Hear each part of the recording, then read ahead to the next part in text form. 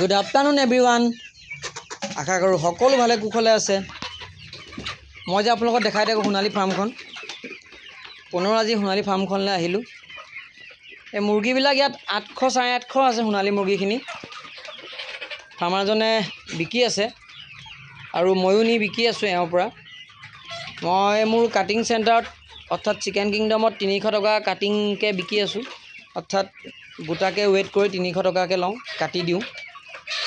আৰু ফাৰ্মাৰজনে 260, 70, 280 এনেকৈ পাৰ KG wholesale দি আছোঁ বুলি কৈছে ফাৰ্মাৰজনে। ভাল দাম এটাই পাইছে 260, 70, 80, কিন্তু হিচাপমতে আৰু পাব লাগে, কাৰণ এতিয়া যিহেতু দানা বহুত দাম হৈ গ'ল, মেডিচিনৰ দামো বহুত হৈ গ'ল, সেই হিচাপে প্ৰায় ফাৰ্মাৰে 300 মান টকা পাৰ কেজি পাবই লাগে। কিন্তু আমাৰ ফাৰ্মাৰসকলে চাৰিওফালে কেৱল সোণালী মুৰ্গী পোহে, সেইকাৰণে মানে সোণালী মুৰ্গী এভেইলেবল হিচাপতকৈ অধিক হৈ গৈছে, সেইকাৰণে তাৰ ভেলু নাইকিয়া হৈ গৈছে। আৰু বজাৰত পিয়'ৰ লোকেল মুৰ্গীটো পাবলৈ নায়েই আজিকালি। সকলোৱে সোণালীকে লোকেল মুৰ্গী বুলি বিকি থাকে, আৰু যাৰ ওচৰত সোণালী মুৰ্গী আছে পূৰা ইমান কম চেলিং, মানে অৰ্থাৎ মুৰ্গী মাংস ইমান কম চেলিং সময়তো 350 টকাকৈ মলাই খাই আছে। আমাৰ ভুল তাতে হয়, আমি সকলোৱে সোণালী মুৰ্গীকে বাছনি কৰি লওঁ, কিন্তু সোণালী মুৰ্গীৰ লগত আমি লোকেল মুৰ্গীও বাছনি কৰি ল'ব লাগে। কাৰণ যেতিয়া বজাৰত দুইটা বস্তু সন্তুলনটো বনি থাকিব, অৰ্থাৎ সোণালী মুৰ্গীও থাকিব লিমিটেডত আৰু লোকেল মুৰ্গীও যেতিয়া লিমিটেড থাকিব, তেতিয়া ফাৰ্মাৰজনে দাম পোৱা যায়। কিন্তু আমি অকল সোণালী মুৰ্গীয়ে ভৰাওঁ, লোকেল মুৰ্গী নভৰাওঁ। দামটো কম কাৰণে সোণালী মুৰ্গী পোৱালিটো ভৰাই থৈ দিওঁ, তাতে ফাৰ্মাৰজনে মাৰ খাই যায়। সেইকাৰণে এতিয়া কোনোবাই 250 টকাকৈও বিকিব লগা হৈছে। ভাগ্য ভাল, মোৰ ফাৰ্মাৰজনে 260, 70, 280 টকালৈকেও পাইছে। কথাটো তেনেকুৱা ধৰণৰ, ভাবি চিন্তি কামবোৰ কৰিব লাগে। দাম কম বুলিয়ে সোণালী মুৰ্গী ভৰাই দিয়া হয়, তাৰপাছত হাবাথুৰি খাই থকা হয় সোণালী মুৰ্গী বিকিবলৈ। আৰু সেইটো সুবিধা বেপাৰীবিলাকে লয়, অৰ্থাৎ দোকানী মাংস কাটিং চেণ্টাৰবিলাকে লয়, 250 টকাকৈ কিনিব, তেনেকুৱা কথা। আৰুতো সোণালী মুৰ্গীটোকতো সোণালী বুলি নিবিকে, লোকেল মুৰ্গী বুলিয়ে বিকিব 400 টকা, 450 টকা। তো ফাৰ্মাৰটো লাভ কি হ'ল? অত কষ্ট কৰি 70 দিন 80 দিন পুহি।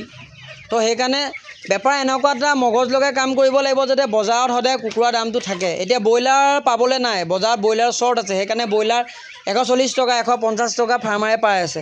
কিয় পাই আছে? কাৰণ ব্ৰইলাৰ মাৰ্কেটত শ্বৰ্ট।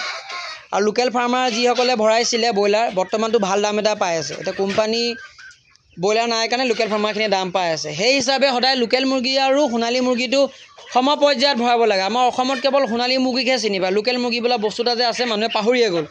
সেইকাৰণে লোকেল মুৰ্গী এভেইলেবিলিটিটো কমি গৈছে, আৰু যাৰ ওচৰত আছে তেওঁ দাম নেৰে।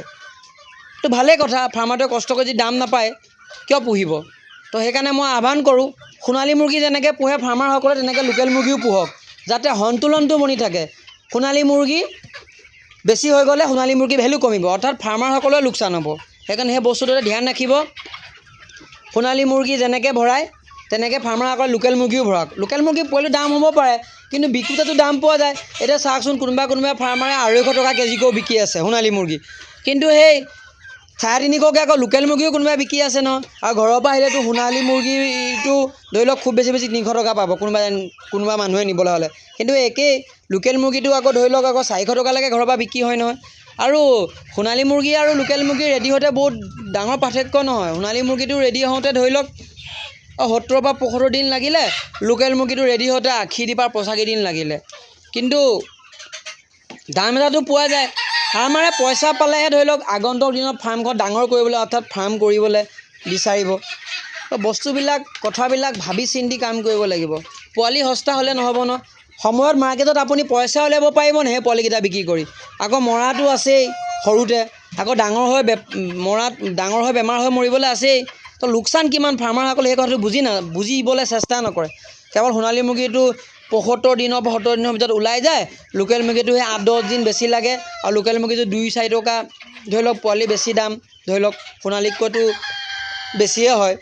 সেইকাৰণে মানে মানুহে সহজটোত মাথা মাৰে, কিন্তু সহজ কৰিবলৈ গৈ ফাৰ্মাৰসকলে পইচা চুব পৰা নাই। দানা ইমান দামী দানা খোৱা এজন ফাৰ্মাৰে 250 টকাকৈ আজিৰ দিনত যদি সোণালী মুৰ্গী কেজি বিক্ৰী কৰে, তেওঁ লাভ কি হ'ব?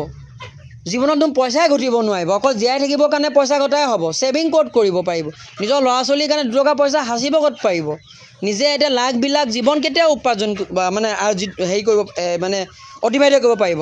অকল কুকুৰাকেইটা পুহিব, লাষ্টত গৈ বেপাৰীক গৈ কম দামত দি দিব। লাভ কাৰ হ'ল? চাব লাগিব ন, কষ্ট কৰি লাভ পাব লাগিব। মানুহে লাভৰ কাৰণে বেপাৰ কৰে, কিন্তু শ্বৰ্টকাট কৰিব গৈ অসমৰ মেক্সিমাম ফাৰ্মাৰে নিজৰ লাভৰ অংশটো বেলেগৰ হাতত গতাই আছে ডেইলি। সোণালী মুৰ্গীখিনিক ইমানেই প্ৰাধান্য দিছে যে লোকেল মুৰ্গী পুহিবলৈ মানুহে বাদ দিছে, আৰু যাৰ ওচৰত লোকেল মুৰ্গী আছে তেওঁলোকে পূৰা মলাই খাই আছে।